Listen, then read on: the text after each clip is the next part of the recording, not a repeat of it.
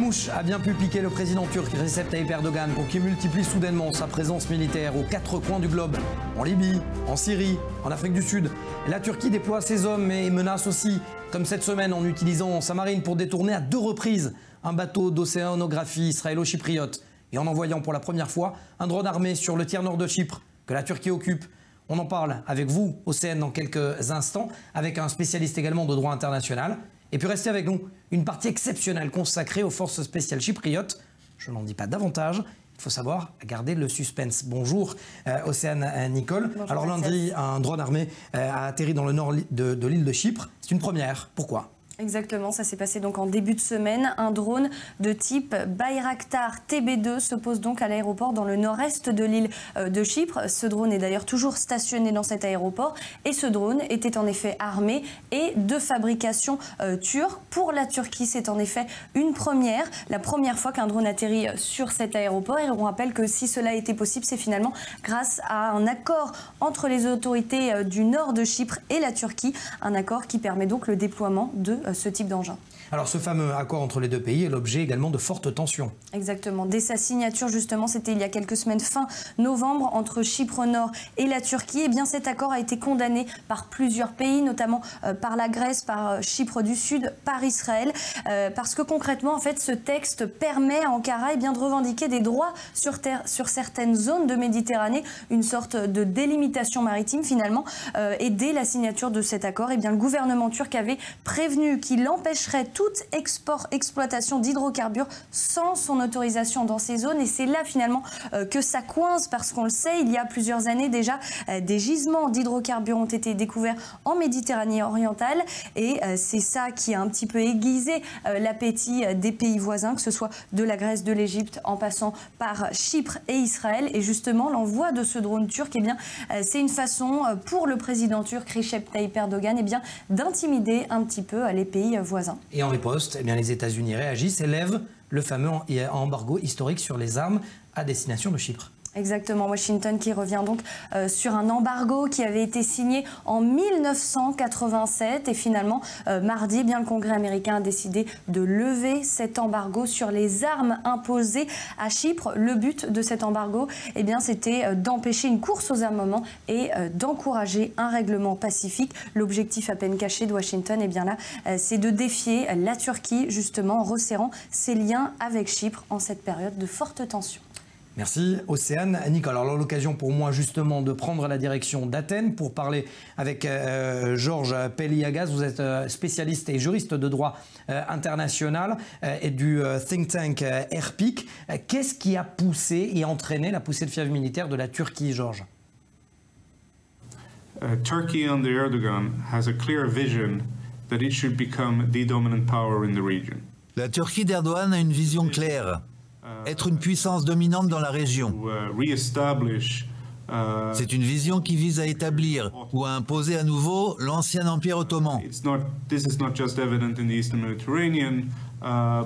Cela ne concerne pas seulement l'est de la Méditerranée, mais également le Kurdistan. Cela étant dit, l'action de la Turquie vis-à-vis de la République de Chypre ne doit pas être considérée comme un acte isolé contre Chypre. Mais cela aide la Turquie à envoyer un message clair à ses voisins.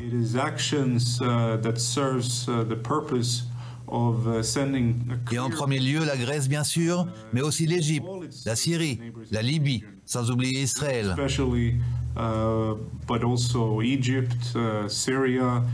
La Turquie n'est pas seulement une force contre qui il ne faut pas se frotter. Ankara dit en substance qu'il est déconseillé de tester sa force. Est-ce que vous pensez qu'en cas d'opération turque contre Chypre, la Grèce pourrait intervenir sur le champ?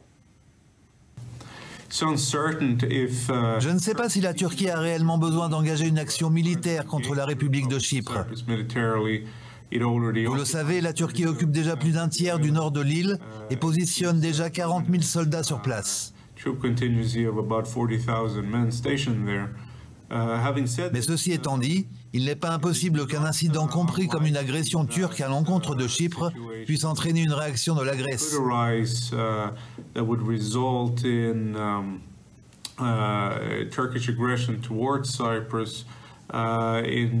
Difficile de dire à ce stade de quel type serait cette réaction. On avait compris, la tension est à son comble. Merci Georges Peliaga. Je rappelle que vous êtes juriste et en droit international au sein du think tank RPIC. Merci Océane. Mon caméraman Daniel Bock et moi-même sommes donc allés pendant 48 heures en immersion auprès des forces spéciales à Chypre. Sur place, vous allez le sentir, le voir surtout et l'écouter. La tension avec la Turquie est palpable.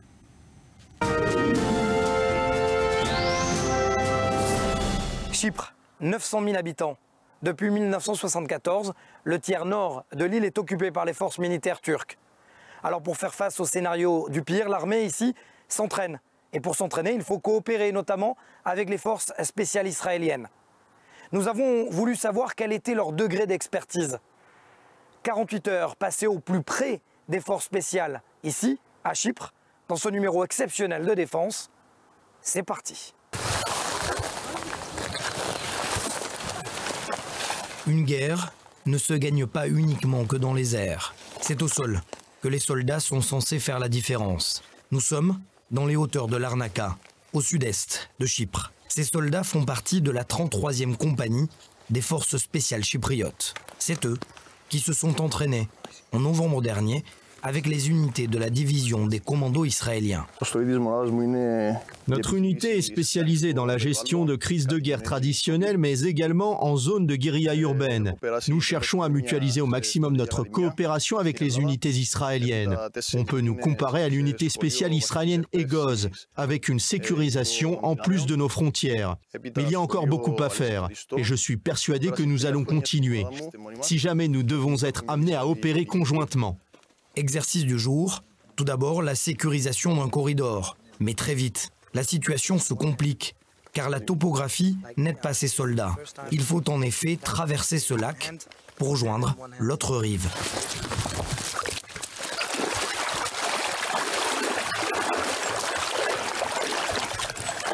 Pas le choix, c'est par deux qu'ils vont réaliser la mission. Des scènes qui nous rappellent des célèbres films de guerre. Nous n'avons pas le choix, nous sommes dans cette unité spéciale et nous devons nous améliorer pour le bien de nos hommes. J'ai moi-même étudié 5 ans dans une académie militaire en Grèce spécialisée dans les combats irréguliers, passé les tests pour être accepté dans les forces spéciales des parachutistes et je suis responsable de cette équipe depuis 3 ans.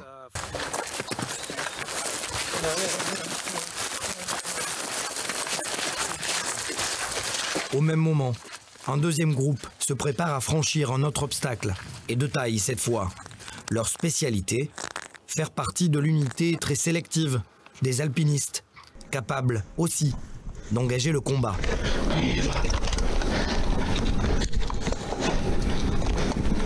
Nous nous entraînons à tout type d'escalade opérationnelle. Nous pouvons tout aussi grimper à l'aide de cordes, mais également être amenés à réaliser d'autres missions. Peu importe qu'il s'agisse de zones enneigées ou pas, nous nous tenons prêts à opérer. Eux aussi vont s'entraîner dans une académie militaire spécialisée en Grèce. Mais la coopération avec les meilleures unités d'alpinistes leur permet de maintenir un certain niveau de standard opérationnel, notamment avec leurs homologues israéliens et les unités d'élite et de secours de l'armée de l'air israélienne, 669. Ces soldats estiment qu'il s'agit des mêmes techniques et du même matériel, avec, bien sûr, pas le même degré d'excellence. Les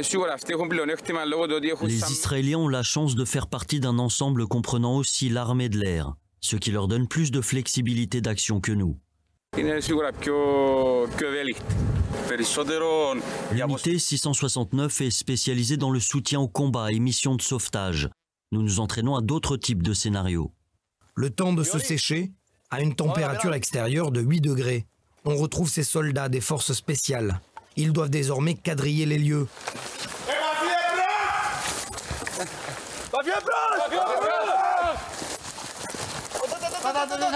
Mais leurs officiers leur ont réservé, pas une, mais 2 attaques surprises au cours de cet entraînement. Il leur faut quelques secondes pour répondre à la menace quelle que soit la zone d'action. Nous portons des armes également utilisées par les Israéliens. Nous apprenons d'eux. Leur astuce et les bons tuyaux pour être plus performants. Fin de la journée. On retrouve donc ces forces spéciales sous une forte pluie. Ces 10 soldats que vous voyez derrière moi font partie des forces spéciales de l'armée chypriote. Ils vont être pris en embuscade dans quelques instants. On va voir de quoi ils sont capables. Le scénario de l'exercice, 2 unités commando sont déployées en terrain ennemi et nous montre comment, lorsqu'ils sont pris pour cible, ils répondent au tir, mais cherchent aussi à se replier pour ensuite mieux contre-attaquer. Leur réaction est alors immédiate.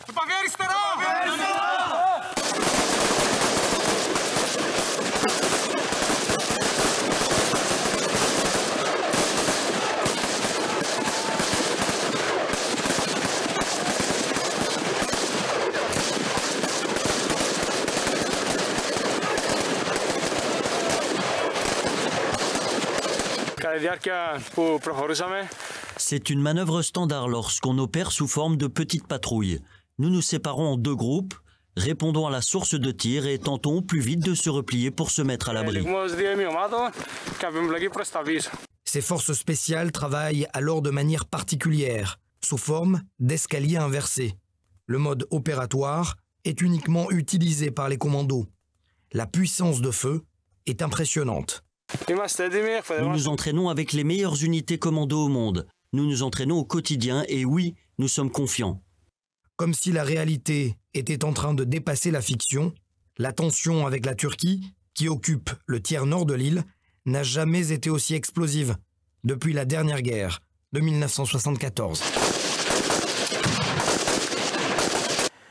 Autre scénario, autre expertise, la lutte terroriste en milieu urbain. Regardez. Prêt à agir dans tous les scénarios, dans toutes les situations. C'est la devise de ces commandos. Ils sont à peine quelques dizaines et appartiennent au commandement des forces spéciales chypriotes. Leur spécialité justement, les missions complexes et surtout périlleuses. Notre mission, c'est de sécuriser un périmètre pour permettre à une autre équipe de mener l'assaut contre nos ennemis. Oui, nous savons que c'est dangereux et difficile, mais cela fait partie de notre travail. La forte pluie rend plus complexes les opérations. Et pourtant, la décision de mener à bien cet exercice montre la détermination de ces soldats à être prêts le jour où un conflit pourrait éclater avec la Turquie. Et pour être prêt, il faut aussi coopérer. Nous nous entraînons avec l'armée israélienne et l'armée britannique. Si le besoin d'une telle opération était nécessaire, nous serons prêts. Cela dépend évidemment de la mission, mais nous pouvons être prêts dans un délai de 24 à 48 heures pour préparer la mission et l'exécuter. Pendant que les pilotes inspectent les moindres détails de leurs appareils, nous en profitons d'ailleurs pour comprendre l'importance d'une telle mission. Les soldats débarquent sur le tarmac et montent les uns après les autres dans l'hélicoptère. C'est à bord de cet hélicoptère que les commandos d'assaut de l'armée chypriote vont être débarqués en terrain ennemi pour opérer immédiatement. À l'intérieur de l'appareil, les regards sont tendus. Ces soldats vont être élitreillés dans quelques secondes. Le top départ est donné. La corde est lancée, les soldats le savent. Ils n'ont que quelques secondes pour atteindre le tarmac et surtout être opérationnels. La même scène de la sortie d'hélicoptère, vue d'un autre angle. Au sol, ils sont à peine 6 pour sécuriser les lieux. Pendant qu'ils vont se mettre en position, un deuxième groupe à bord de ces hélicoptères de combat sont débarqués. C'est eux qui sont censés éliminer la cible. L'exercice aura duré en tout moins d'une demi-heure. Sauf que dans la réalité, le feu ennemi aurait augmenté considérablement la tension de ces soldats et sans doute ralenti leur temps d'action. Fin de l'entraînement. Il faut aller vite. Car quelques dizaines de kilomètres plus loin, autre scénario, une prise d'otage vient d'avoir lieu. D'autres soldats du commandement des forces spéciales sont en mouvement, dans 3 véhicules blindés. Pas le temps d'apprendre la topographie des lieux.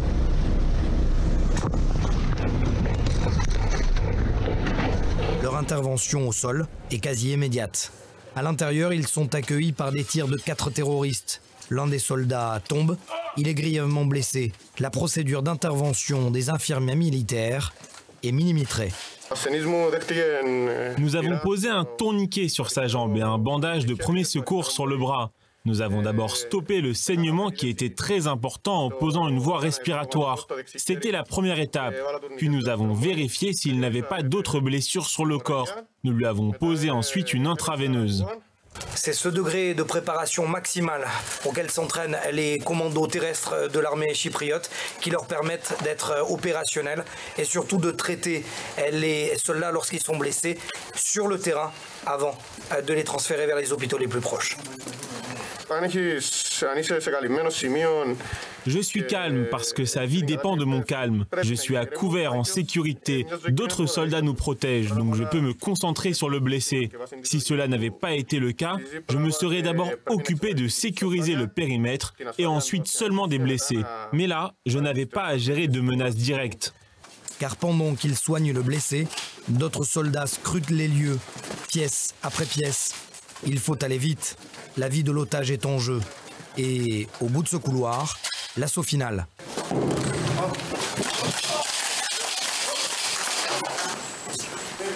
Les 2 terroristes sont éliminés.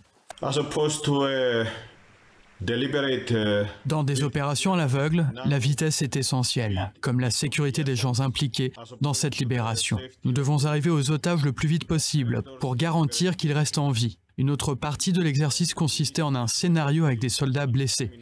Nous essayons d'intégrer cela dans tous nos entraînements, car les blessures font malheureusement partie de la réalité de notre travail.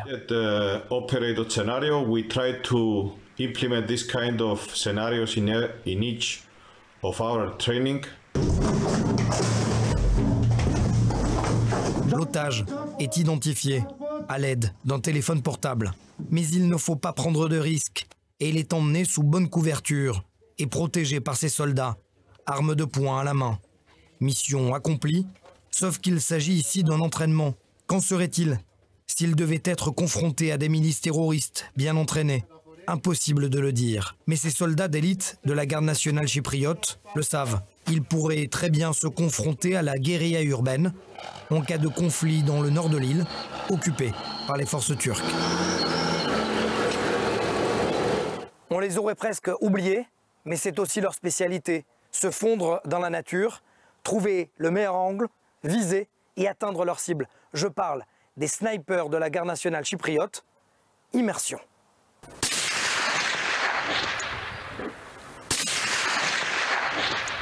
Ce tir de précision est attribué aux snipers des commandos de la garde nationale chypriote. Plus sérieusement, les voici en opération. De manière générale, très discrets sur leur mode opératoire, ils nous ont ouvert les portes, leurs portes, au cours d'un exercice de reconnaissance. Ces 4 soldats sont lourdement équipés.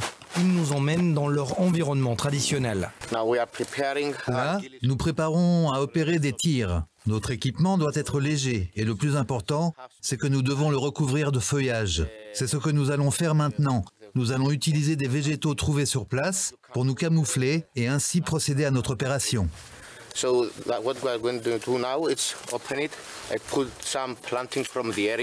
Une opération complexe qui prend en réalité plus d'1 heure, car il faut se fondre parfaitement dans la nature pour ne pas être repéré. Une fois qu'ils sont prêts, ils se remettent en marche groupée, chacun de son côté, direction leur position de tir. Mais le tireur ne peut opérer seul. Il a besoin des détails techniques concernant la trajectoire de la balle et des conditions météorologiques. Une fois que les réglages sont bons, le tir est opérationnel. Les balles sont allées là où je le voulais. C'est quelque chose que l'on fait souvent lors de nos entraînements. On se prépare, on se met en position, on confirme les informations et on tire. Une arme de précision capable de toucher sa cible à 1 km de distance. Voire pour ce calibre 50, plus d'1,5 km. C'est le type de scénario auquel se sont entraînés ces hommes lors d'un exercice conjoint en novembre dernier avec leurs homologues israéliens. Une réussite stratégique selon ce soldat d'élite. Premièrement, c'est bien de s'entraîner avec des gens qui se battent et pour qui le combat est une tâche au quotidien. Et c'est bien de savoir que nous avons le même état d'esprit. Quand on s'entraîne avec eux, on sait qu'on va dans la bonne direction. C'est évident. Quand on est ouvert d'esprit, on donne un peu et on peut recevoir beaucoup.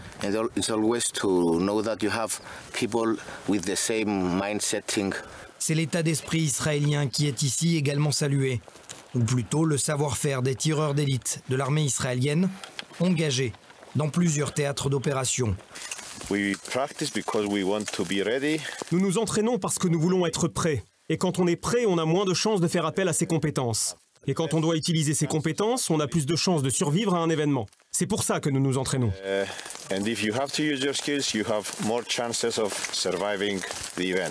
Ils savent déjà se jauger. Ils viennent de terminer une compétition internationale de tir opérationnel en Israël, auquel ont participé entre autres des tireurs américains et tchèques. En réalité, nous avons fini 5e, mais premier des pays étrangers. Mais cela ne change rien à nos entraînements habituels. Cette compétition n'a duré qu'1 jour, mais notre entraînement, lui, est quotidien. Ça fait partie des exercices que nous accomplissons en milieu rural. Mais nous nous entraînons aussi au tir en milieu urbain et au combat. Ça fait partie de l'entraînement, mais il y a aussi d'autres exercices.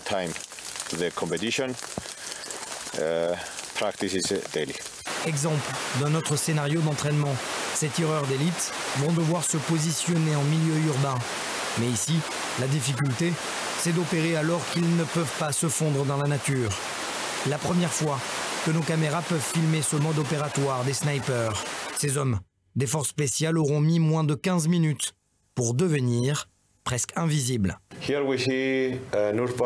Ici, nous voyons une position de tir finale. Dès que les snipers arrivent ici, ils vident la pièce, assombrissent l'endroit grâce à des protections et mettent en place des bâches pour camoufler leur position et que personne ne puisse les repérer de l'extérieur. Ils mettent en place le trépied et des télescopes. Ils repèrent la cible et exécutent la mission comme prévu.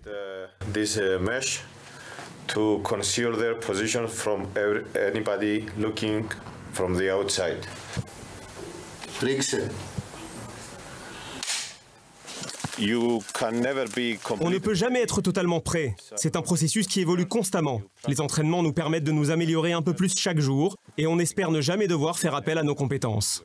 Personne ne veut une guerre dans la région, mais il semble pourtant qu'elle soit presque inévitable au regard des récentes activités militaires turques dans le secteur. Capitaine Koskas Papageorgiou, merci d'être avec nous ici, à Chypre, dans cette base militaire.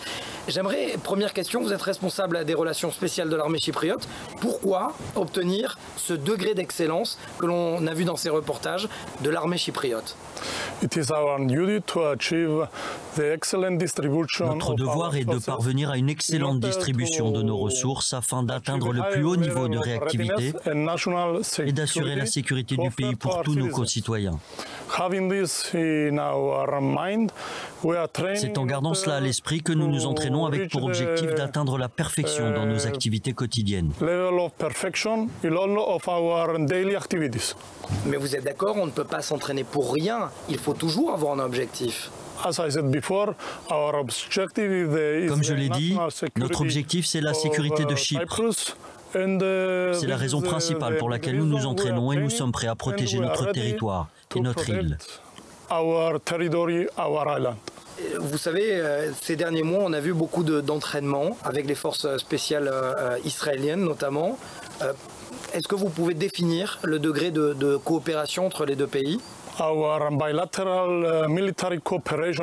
Notre programme de coopération militaire bilatérale se déroule de manière très fluide et s'améliore d'année en année. Chypre et Israël partagent un intérêt commun. Nous sommes deux pays qui travaillons pour atteindre la stabilité, la paix et la prospérité dans la région est de la Méditerranée. Est-ce que vous pensez être aussi capable de venir également en Israël pour toucher de près ce degré d'expertise israélien ? Nous sommes prêts à le faire et, pour ne rien vous cacher, nous l'avons déjà fait. Israël nous a invités et, pour la deuxième année consécutive, nous avons participé à une compétition internationale de tir organisée par Tsahal. De plus, nous avons eu l'honneur d'être invités par l'école des parachutistes militaires israéliens.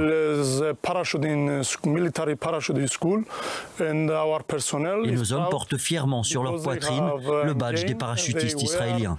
Comme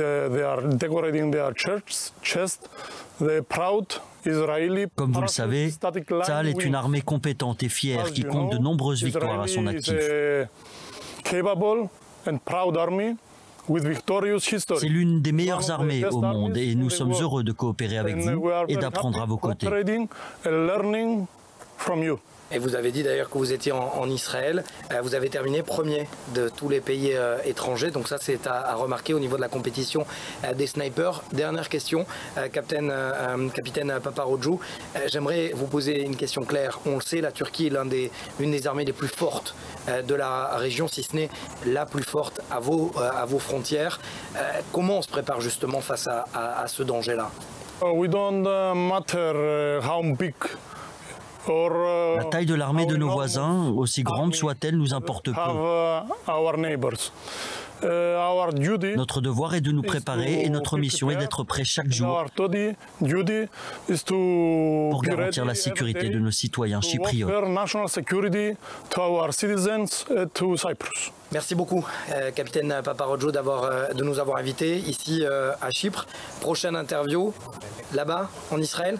Merci beaucoup à vous. Comme je l'ai dit, notre coopération est une relation gagnant-gagnant et nous serions ravis de revenir en Israël pour un exercice conjoint. Ce numéro spécial et exceptionnel de défense consacré aux forces spéciales chypriotes est terminé. Et comme le dit leur slogan, Otomon Nika, qui ose, gagne. Bonne semaine à tous sur i24 News.